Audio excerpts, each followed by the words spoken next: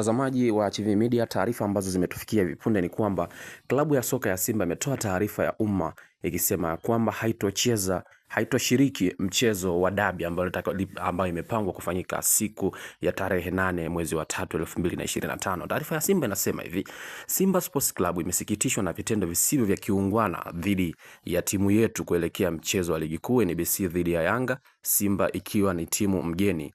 Kwa mujibu wa kanuni ya 17 kifungu cha 45 ya kanuni za ligi kuu bara, timu mgeni ina haki ya kufanya mazoezi kwenye uwanja wa mechi angalau mara moja kabla ya siku ya mechi katika muda tarajiwa wa mchezo husika.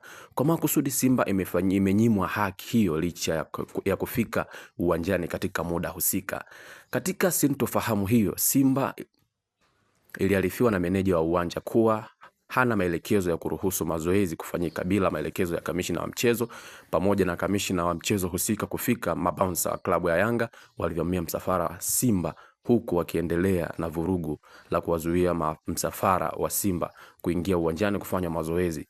Jitihada za Simba kupata ufumbuzi wa changamoto hiyo hazikuzaa matunda kwa zaidi ya masaa mawili kabla ya Simba kuondoka eneo la nje ya uwanja kwa sababu za kiusalama ambazo zimerekodiwa kwa ajili ya ushahidi.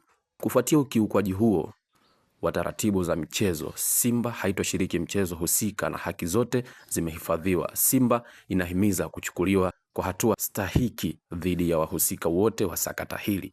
Imetolewa na management ya klabu ya Simba.